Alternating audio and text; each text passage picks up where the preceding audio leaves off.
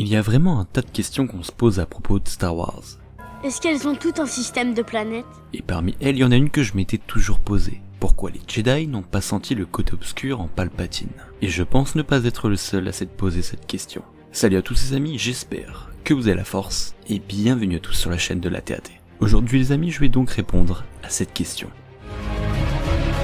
Nous ferons connaître des Jedi. Enfin, nous aurons notre revanche. Quelle bonne idée de venir vous joindre à nous. La fête est terminée. Tu étais l'élu, c'était toi. Allez Chico, on fait la gauche. Il faut bien que je me sente Je ici. te descendrai pas. Non. Laissez pas. Fais-le. Ou ne le fais pas. Et il n'y a pas de descente. C'est un piège. Dis à ta sœur que tu avais raison. Quelle bonne idée de venir vous joindre à nous. Tout d'abord, et comme vous vous en doutez, en effet, Palpatine a usé de la fameuse faculté Sith à se cacher, à masquer son côté obscur. En effet, c'est un pouvoir que les Sith utilisaient pour éviter de se faire remarquer par les Jedi notamment. Ce pouvoir, Sidious l'a appris de son maître, Dark Plagueis, qui le maîtrisait à la perfection. Si bien que Palpatine avait du mal à reconnaître son maître à travers la Force, alors que pourtant, ils étaient extrêmement proches. Sheev s'est donc énormément entraîné afin de maîtriser tout comme son maître ce pouvoir, et pour que les Jedi ne puissent le reconnaître à travers la Force. Et en plus de masquer son côté obscur, Palpatine jouait de son âge avancé, pour paraître vieux et donc faible, dans l'optique encore une fois de tromper les Jedi.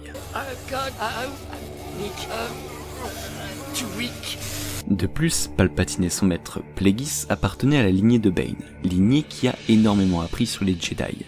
Ils ont appris leurs faits et gestes, si bien qu'ils les trouvaient même prévisibles. Ils prédisaient leurs moindres actions et pouvaient même les manipuler. Pour vous donner un exemple concret, le lancement de la guerre des clones n'a rien d'anodin. En effet, celle-ci a été lancée par Palpatine, qui est à ce moment-là le chancelier suprême, dans le but évidemment de donner une nouvelle priorité aux Jedi, celle de ne pas traquer les Sith, mais de remporter la guerre face aux séparatistes. Ainsi, Palpatine est manipulé à sa guise, en envoyant des Jedi sur des planètes très éloignées de la planète mère Coruscant.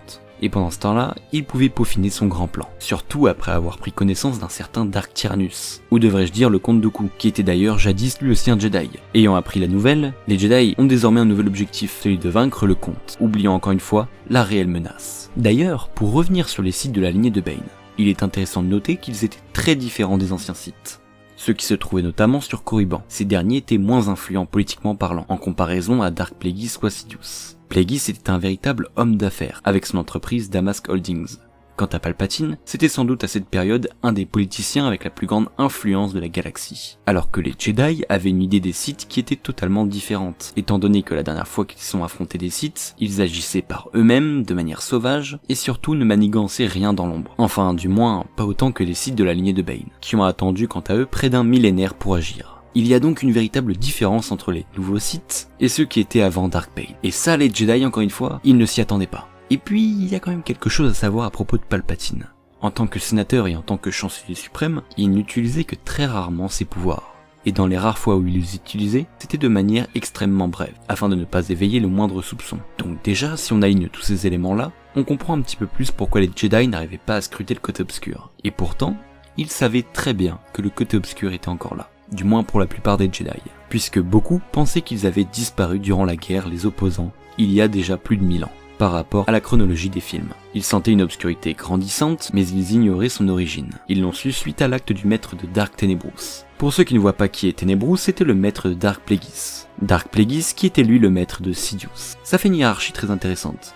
Ce dernier a donc réalisé une brèche dans la Force, une brèche pourtant infime et qui a tout de même suscité l'attention des Jedi. Mais ils ne s'étaient pas beaucoup inquiétés pour autant, pensant que ce n'était que leur compréhension de la Force qui leur jouait des tours. Et voilà les amis, vous savez désormais pourquoi les Jedi n'ont pas senti le côté obscur en Palpatine. J'espère que comme toujours cette vidéo vous aura aidé et surtout qu'elle vous aura plu. Si c'est le cas, n'hésitez pas à la partager autour de vous, à des amis, à des fans de Star Wars. Bref, sur ce, je vous invite aussi à rejoindre la Force en vous abonnant et à nous rejoindre sur Twitter et sur notre Discord. Les liens sont dans la description. Quant à moi, je vous dis à vendredi prochain pour une toute nouvelle vidéo. C'était la TAT et que la Force soit avec vous. Toujours.